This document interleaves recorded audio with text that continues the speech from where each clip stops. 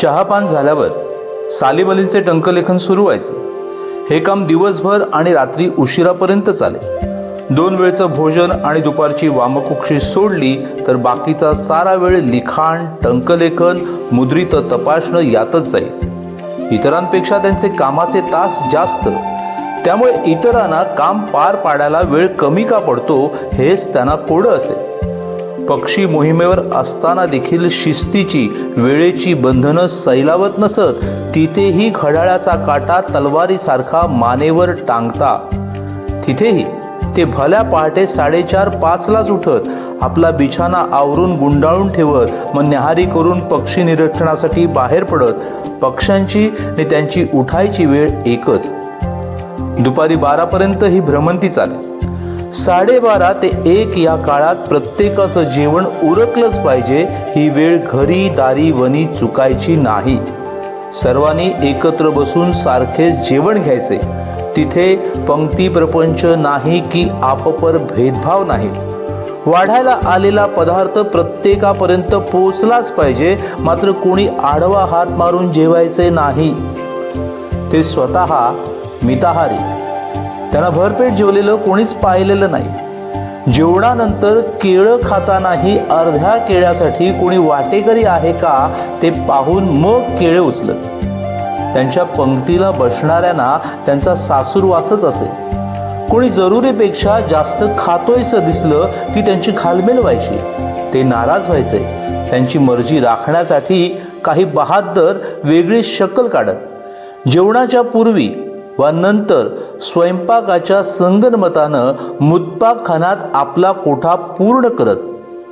मारुती चित्तमपल्ली मात्र सालीम अलींचे रूढ मान्य करतात.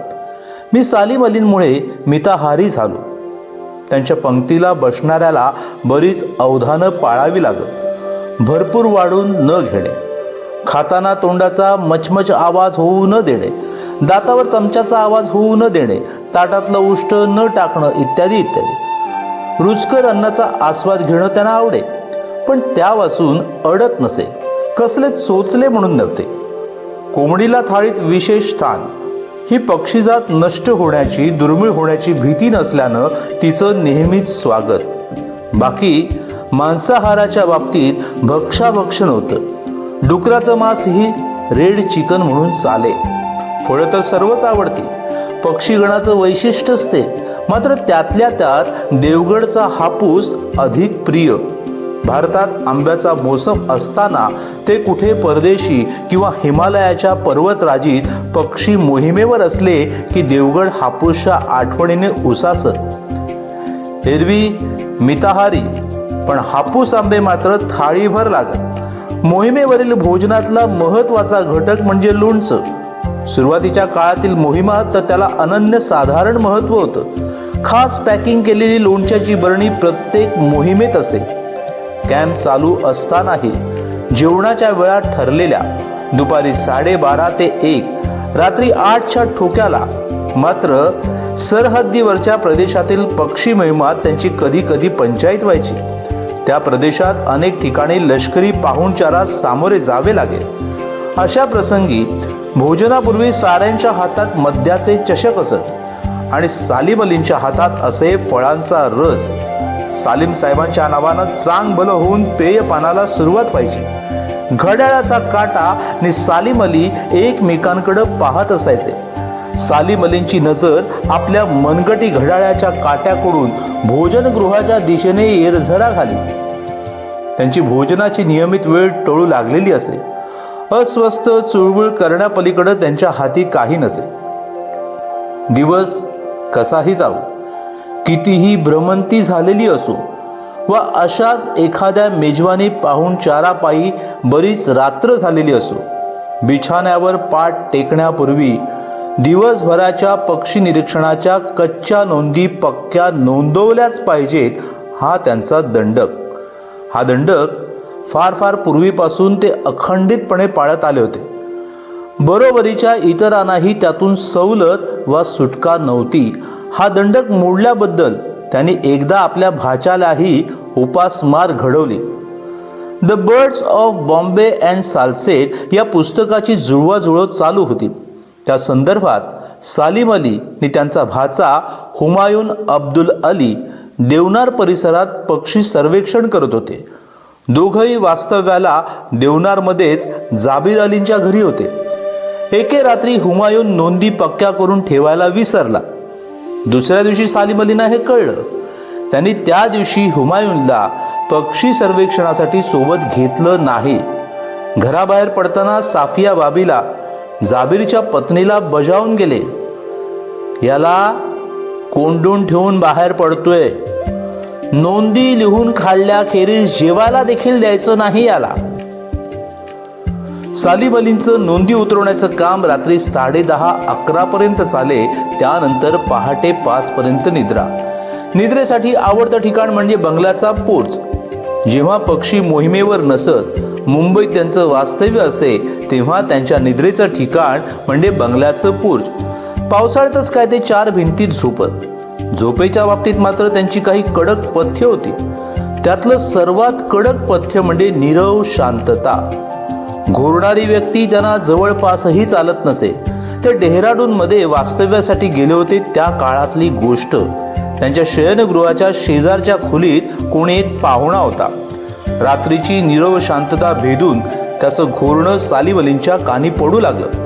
ते त्यांना इतकं असह्य झालं की आपला बाड बिस्तरा उचलून बंगल्याच्या पोर्चमध्ये जाऊन झोपले. तिथेही घोरणं पाठ सोडीना म्हणून मग सरळ अंगणातल्या एका झाडाखाली पथारी टाकून रात्र काढली. मोहिमांवर दौऱ्यांवर असताना स्वतंत्र शयनगृह मिळणार नसलं तर ते इयर प्लगचा वापर करत. परदेशी जातानाही त्यांच्या सामानात आठवणीने इयर प्लग समाविष्ट केलेला असे. नंतरची काही वर्ष त्यांना डाव्या कानानं ऐकू येत नसे. अवतीभोवतीच्या खोल्यातून फार गोंगाट असला की उजव्या कुशीवर झोपून गोंगाटाकडं डावा कान करत. उत्तर आयुष्यात श्रवणशक्ती फार क्षीण झाली. तेव्हा ते श्रवण यंत्र वापरू लागले. या यंत्रामुळे पक्ष्यांचे आवाज आपण पूर्वीप्रमाणेच नीट ऐकू शकतो या आनंदात भर पडली होती. ते यंत्र बंद करता येते या सुविधेची. गोंगाटापासून मूर्ख माणसाच्या वटवटीपासून आपलं रक्षण करता येतं. हा आनंद विशेष. आत्यंतिक वक्तशीरपणा हा सालीम अलींच्या शिस्तीतला महत्त्वाचा घटक. ते स्वतः सर्व वेळा पाळायचेच, पण इतरांनीही त्या पाळाव्यात म्हणून त्यांचा आग्रह असे. त्यांच्या वक्तशीरपणाचा धाक एवढा की त्यांना भेटायला जाणारे त्यांचे परिचित ठरल्या वेळेआधीच 5 मिनिटं हजर राहण्याची काळजी घेत. ते कोणाला भेटायला जाणार असले तर ती व्यक्ती, मग ती सरकारी असो की बडी आसामी, घड्याळावर नजर ठेवून हुशार असायची. त्यांच्या तारुण्यात म्हणजे अगदी 75 पर्यंत ते वेळ न पाळणाऱ्यांबाबत, ठरल्या वेळी कामं पूर्ण न करणाऱ्यांबाबत कमालीचे असहिष्णू होते. त्यांच्या जमदग्नी अवताराच्या अनेक कथा प्रसिद्ध आहेत. 1953 ते 54 मधली एक कहाणी. त्यावेळी त्यांचे मदतनीस होते वेणुगोपाळ. या वेणुगोपाळांना पोस्टाचे स्टॅम्प जमवण्याचा नाद होता. सालीम साहेबांना देशोदेशींची पत्र येत. त्यांचे स्टॅम्प ते वेणुगोपाळांना द्यायचे. या वेणुगोपाळांना एकदा एका विचित्र तऱ्हेने सालीम साहेबांच्या रागाला डोकं द्यावं लागलं. शनिवारचा दिवस. एक पत्र तातडीनं रवाना करण्यासाठी म्हणून सालीम अलींनी त्यांच्या हाती सोपवलं. शनिवारी पोस्ट ऑफिस अर्धवेळच असणार याचं स्मरण देऊन वेळीच ते पोस्टाच्या पेटीत टाकायला निक्षून बजावलं. पण वेणुगोपाळ विसरले. रविवार गेला. सोमवारी सकाळी कार्यालयात आल्या आल्या तरी त्यांनी ते पोस्टात टाकावं, तर तेही राहून गेलं. ते पत्र तसंच टेबलावर. सोमवारी सकाळी 10 वाजता कार्यालयात प्रवेशल्या सालीम साहेब वेणुगोपाळांच्या टेबलाच्या दिशेने गेले. शनिवारी पत्र पोस्टात पडलं की नाही याची चिंता त्यांना होतीच. वेणुगोपाळांच्या टेबलाशी येता क्षणी त्यांच्या नजरेनं ते पत्र टिपलं. त्यांचा राग अनावर झाला. त्यांनी टेबलावरची शाईची दौत उचलली आणि सरळ वेणुगोपाळांच्या डोक्यावर उपडी केली आणि ताड निघून गेले. सहकार्याने वेणुगोपाळांना 2 दिवस रजा घेऊन नजरेआड राहायला सांगितलं. त्या कालावधीत दुर्वास मुनी निवळतील असा कयास. तिसऱ्या दिवशी वेणुगोपाळ कामावर आले. आपल्या टेबलापाशी बसून काम पाहू लागले. घड्याळाच्या काट्याबरोबर सालीम साहेब कार्यालयात आले. आल्या आल्या त्यांनी वेणुगोपाळांना बोलावून घेतलं. गेल्या 2 दिवसात बरेच पोस्टल स्टॅम्प्स जमा झाले होते, ते त्यांनी वेणुगोपाळांच्या हाती दिले. 2 दिवसापूर्वी जणू ते रागावलेच नव्हते. कुठे प्रवासाला जायचं असलं, गाडी गाठायची किंवा विमान पकडायचं असलं की त्या दिवशी ते कमालीचे अस्वस्थ असत. विमानतळावर किंवा रेल्वे स्थानकावर जरुरीपेक्षा अर्धा तास आधीच हजर. एकदा आपल्या आसनावर स्थानपन्न झाले की मग त्यांची अधीरता, बेचैनी संपे. पक्षी निरीक्षण मोहीम ठरली की आधी महिना 2 महिने त्यांची धावपळ बघायला नको. पत्रव्यवहार तर अगदी युद्ध पातळीवरून चाले. सहकार्यांना, मदतनीसांना कामं नेमून देणं, कामाच्या प्रगतीचा आढावा घेणं, सूचनापत्र, स्मरणपत्र, फतवे, कागद इकडून तिकडून वेगाने फिरत असायचे. जे सामान बांधून तयार असे त्याचीही पुन्हा पुन्हा तपासणी व्हायची. सामानाच्या याद्या तयार असत. सुई दोरा, विजेरीच्या बल्बपासून सर्व गोष्टींचा त्यात समावेश असे. त्या यादाबर हुकूम सामान घेतलं गेलंय की नाही याची ते जातीनं खात्री करून घ्यायचे. ज्या स्टेशन वॅगनमधून मोहिमेवर निघायचं तिची तंदुरुस्ती ते स्वतः पाहत, तपासून खात्री करून घेत सगळं एकट्यानं निभवायचं. जंगलात आपल्या अडचणी आपल्याला सोडवायच्या असतात या पूर्वानुभवामुळे ते नेहमीच दक्ष, सावध. त्यांचा एकूणच कारभार आखीव, रेखीव आणि काटेकोर.